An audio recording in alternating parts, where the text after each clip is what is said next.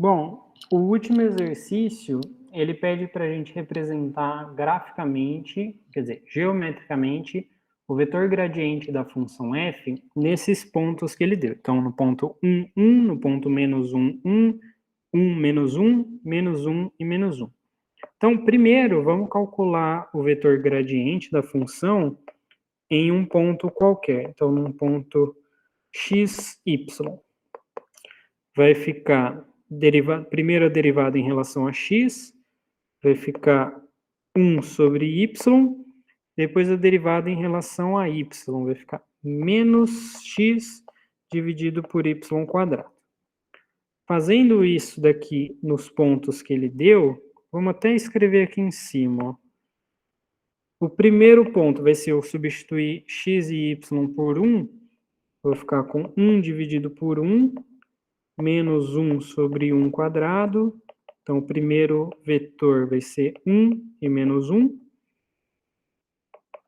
O segundo, cara, substituir x por menos 1 e y por 1, então vai ficar 1 sobre 1.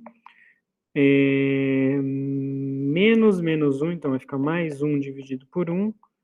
Então, fica 1 e 1. O segundo vetor vai substituir x por 1 e y por menos 1, então vai ficar 1 sobre menos 1. 1 dividido por menos 1 ao quadrado, vai ficar menos 1 e 1. E, finalmente, o último cara vai ficar 1 dividido por menos 1, menos 1 dividido por menos 1 ao quadrado, vai ficar menos 1 e 1. Menos 1 e 1. Ah, aqui é menos 1, né? Então, aqui vai ficar mais 1. Então, vai ficar menos 1 e 1. Agora tá certo. Aqui era menos, né? Eu esqueci do menos do x. Então, agora aqui fica menos 1 e menos 1 no item C. Beleza.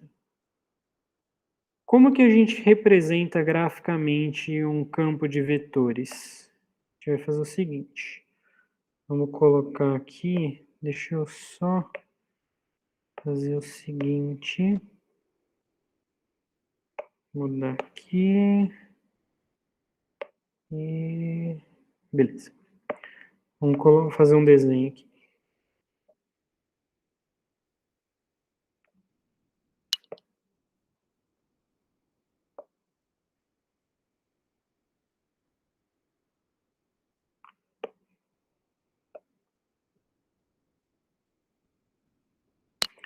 Então, vamos colocar os pontos 1 e menos 1. Vamos colocar uma proporção de 2 aqui.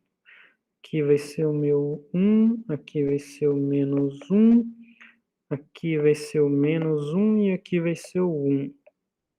Então, o ponto 1, 1 é esse ponto aqui. Ponto 1 e menos 1 vai ser esse ponto. Ponto menos 1 vai ser esse ponto. E o ponto menos 1, 1 vai ser esse ponto. Então, como que a gente vai representar graficamente? A gente vai olhar, ó, o vetor gradiente no ponto 1, 1, ele é o ponto 1 menos 1. Então, a gente vai desenhar o vetor 1 menos 1 como se ele estivesse partindo da origem e transportar ele para o ponto, digamos assim, que ele está fincado, que seria o ponto 1, 1. Se ele estivesse saindo da origem, ele seria o vetor 1 menos 1. Então, ele seria o vetor 1 menos 1. Seria esse vetor aqui. Só que ele está fincado no ponto 1 e 1. Então, na verdade, a representação do campo gradiente vai ser esse vetor aqui. Então, desenhando, ele vai ficar assim.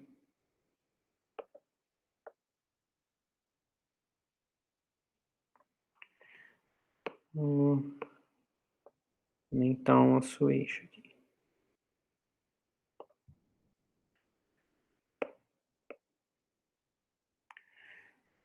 Beleza.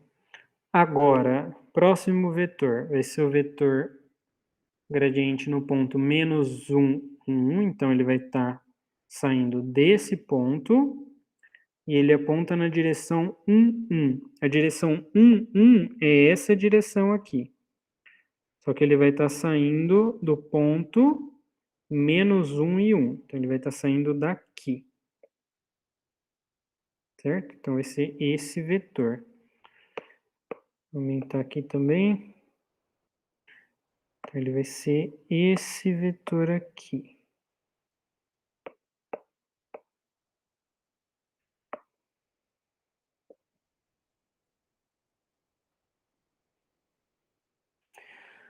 Agora, próximo cara vai ser o vetor menos 1, fincado no ponto 1, menos 1.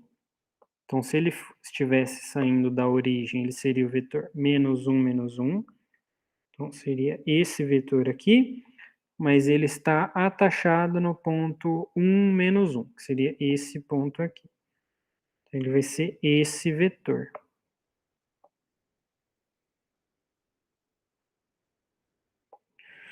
E, finalmente, o último ponto vai ser o vetor menos 1, 1. Então, o vetor na direção menos 1, 1, que vai ser essa direção aqui, fincado no ponto menos 1, menos 1. Então, esse vetor aqui.